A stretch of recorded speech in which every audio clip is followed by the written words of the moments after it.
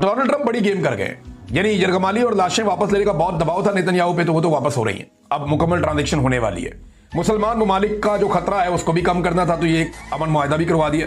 लेकिन गजा में फलस्तीनियों को ये आराम से रहने देंगे, ऐसी कोई गारंटी नहीं है, क्योंकि इजरायली फाइनेंस मिनिस्टर ने कहा है कि गजा में सिक्योरिटी की गारंटी की एक ही सूरत है, और ये हम जरूर करेंगे कि वहां पे यहूदियों की आबादकारी की जाए। अब फलस्तीनियों के इलाके में वहां पे भी यहूदियों की आबादकारी की जाएगी, एक नया मसला पैदा हो जाएगा, लेकिन कंट्रोल सारा का सारा जाएगा इसराइल के पास, ये हमें नजर आ रहा है। और हमास को फिर से डोनाल्ड ट्रंप ने भी वाज़ेह धमकी लगा दी है कि अगर हमास गैर मुसल्लह नहीं होती तो पुरतशद्दुद रास्ता अपनाएंगे, मैं कोई खेल नहीं खेल रहा। डोनाल्ड ट्रंप ने ये बात पहले से कह दी है। तो एक बात तो आप सारे लोग समझ लें कि जो दिखाई देता है वो होता नहीं है, और आपके वजीर आजम ने पाकिस्तानी मौक़िफ़ जो कई दहाइयों से है उसको पसे पुश्त डाल के एक नया मौक़िफ़ अपनाया है, जो वो मौक़िफ़ नहीं है जो कायदे आज़म मोहम्मद अली जिन्ना का था।